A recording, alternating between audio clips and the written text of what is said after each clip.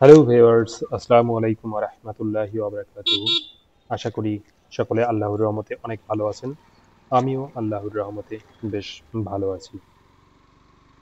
চীনের একজন ব্যবসায়ী জ্যাক মা, যাকে যাকে আমরা সবাই চিনি, তিনি বলেছিলেন, যদি তুমি বানরের সামনে কলা এবং টাকা রাখো, বানরটি কলা বেছে নেবে, কারণ বানরটি জানে না যে টাকা দিয়ে অনেক কলা কেনা যায়।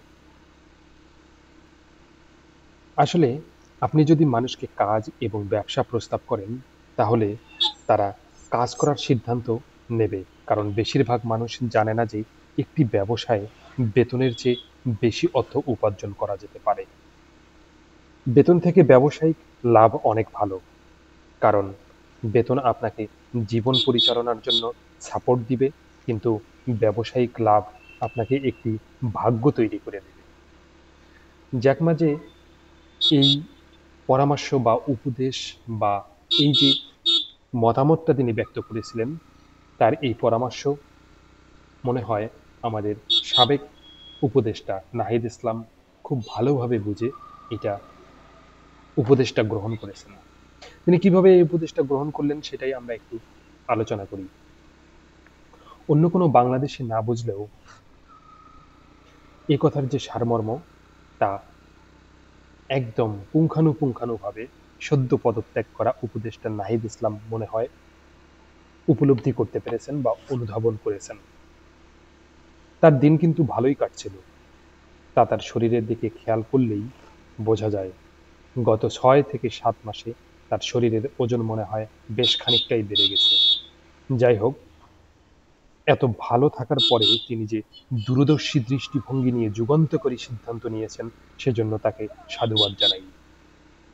দেশ ও জাতিকে ঐক্যবদ্ধ করার যে প্রয়াস ও স্বপ্ন নিয়ে সামনে অগ্রসর হতে চাচ্ছেন, তাতে অনেকেই অখুশি থাকলেও কিন্তু আবার অনেক শুভাকাঙ্ক্ষীও রয়েছে, তারা কিন্তু অনেক খুশি।